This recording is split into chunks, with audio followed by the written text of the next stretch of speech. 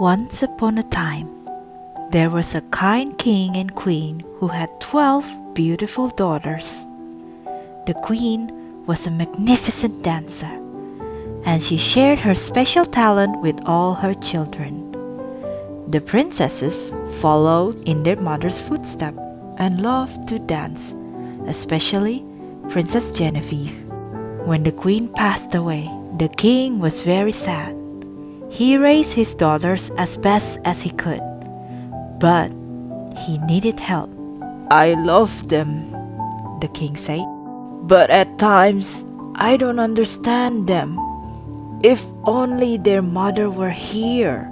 Knowing that the raising of his daughters called for a woman's touch, the king asked his cousin, Duchess Rowena, to come live in the castle. "It looks as if I have my work cut out for me," observed Rowena. "What your daughter needs is a guidance." The king believed that Rowena knew what was best, so he let his cousin teach his children to be proper princesses. Rowena had always wanted to be queen, and this was her chance. The Duchess planned to give her cousin tea laced with a deadly potion every day. As the king became weaker, Rowena would rule the kingdom. But first, she had to pretend to help raise the princesses. "You girls are dreadfully unprepared for royal life," Rowena told the princesses as she fanned herself.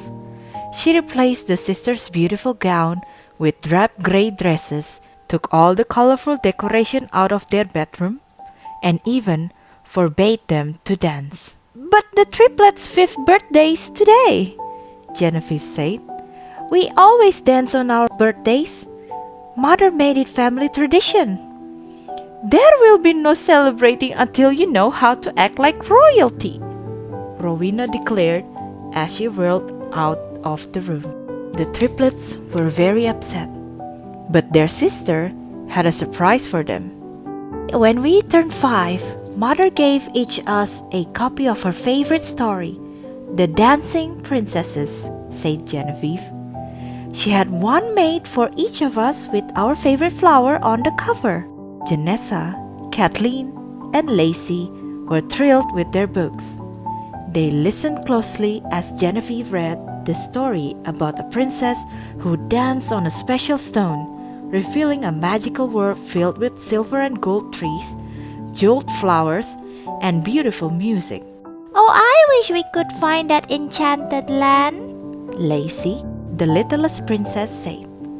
Just then, she stumbled and her book slid across the floor. It landed on a stone with the same flower painted on it.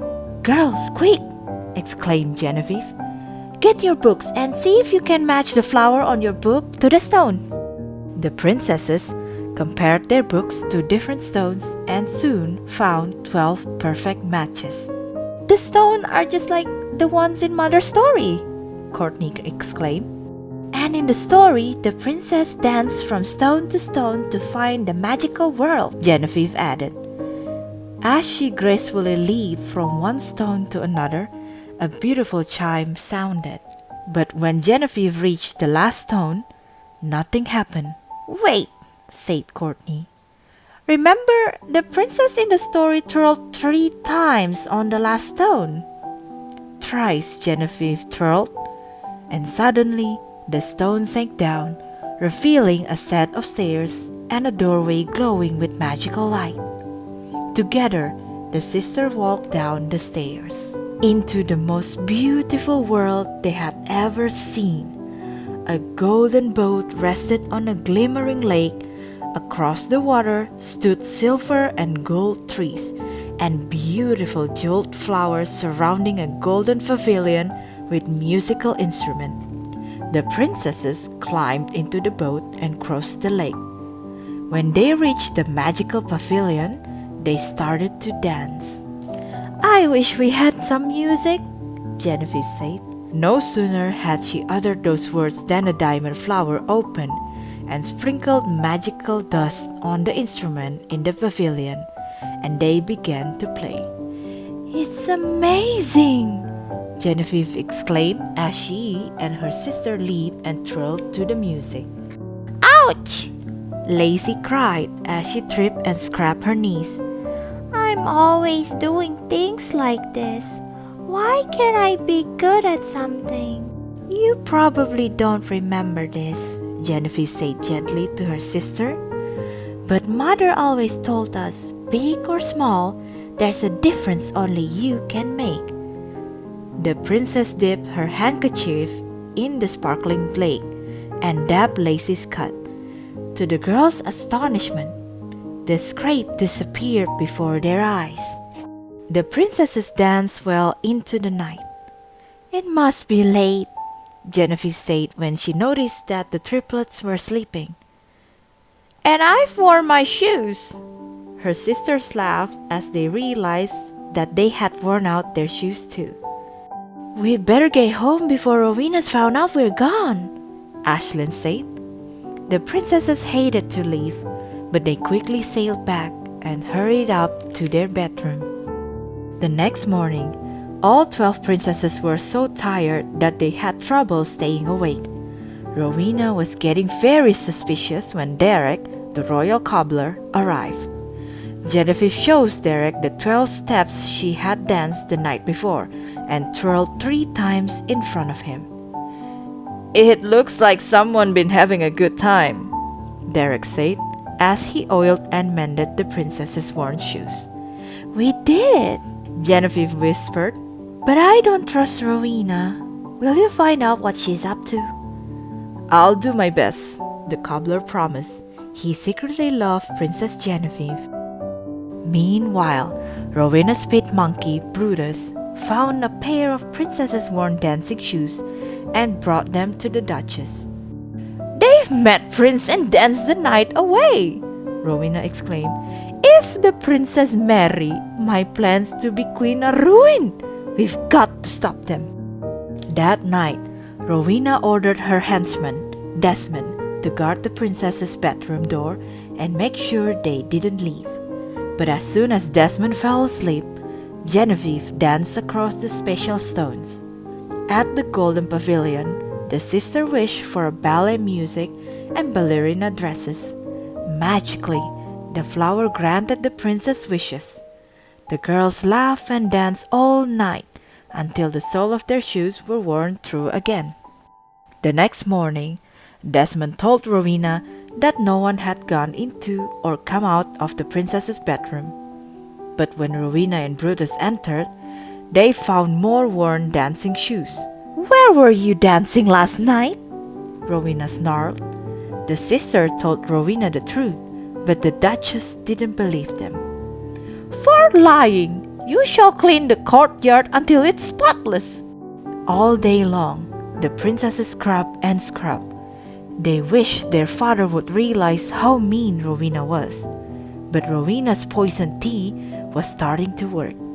The king was now very weak and asked Rowena to run the kingdom. Your father is sick, Rowena told the princesses. And who can blame him for being sick, taking care of you with your wild ways? Why do you think he brought me here? The Duchess then locked their bedroom door. Heartbroken, the princesses believed that their father would get better only if they weren't around. They decided to go to the one place where they could be happy, the magical pavilion. I wish we could dance with handsome princess, Fallon said as she dances. As soon as she uttered those words, 2 gold statues came to life. The girls happily danced with the handsome princess well into the morning.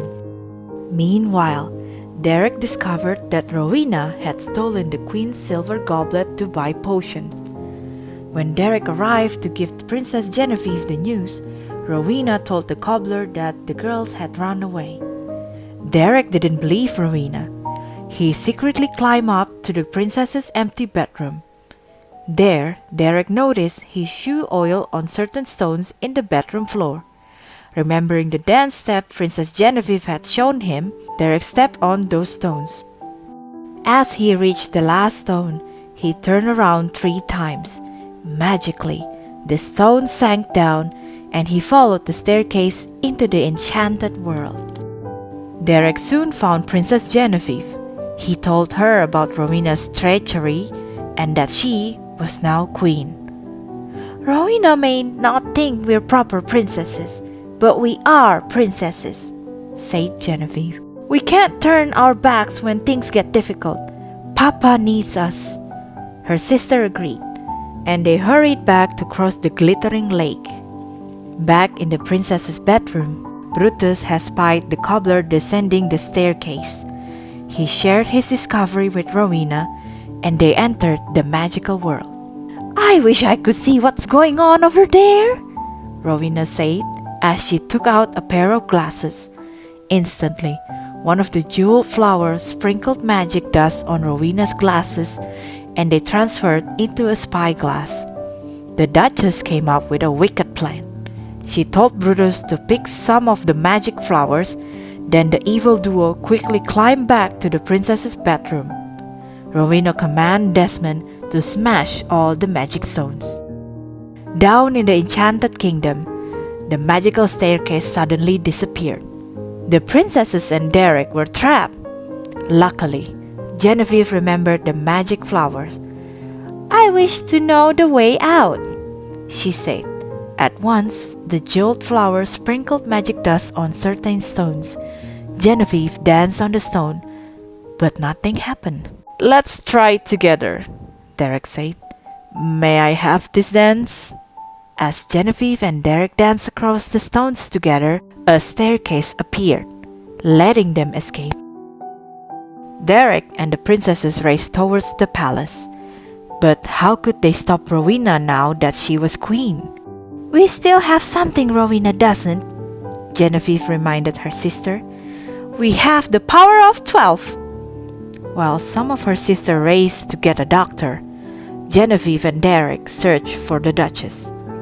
Realizing she was cornered, Rowena pulled out one of the magic flowers. I wish for armor to protect the queen, she said. Instantly, the flower blew magic dust on a suit of armor, and it came to life. Genevieve and Derek narrowly escaped a deadly sword before Derek smashed the armor into pieces. I wish you would dance your life away, Rowena shouted. Using her last enchanted flower, magic dust blew towards Genevieve and Derek, but Genevieve quickly flipped open one of Rowena's fans and waved it. The magic dust blew back towards the Duchess. Suddenly, Rowena's feet started tapping, and she danced uncontrollably. Help! Help! Rowena cried as her dancing feet danced her far away from the castle. Rowena was finally gone, but there was no time to waste. The king had to be safe. I think I can help, Lacey said. The littlest princess gave her father some water from her vial. It's from the lake. I took some after I scraped my knee. Slowly, the king's eye fluttered open, and he smiled at his daughter. It worked! Genevieve exclaimed. Where would I be without you? The king asked his little daughters. Your mother always told me. Big or small, there's a difference only you can make, finished Lacey with a smile. And you have all made a difference, the king said as he hugged his daughters close to him. That spring, a beautiful wedding was held at the palace. Derek married Princess Genevieve, and everyone lived and danced happily ever after. The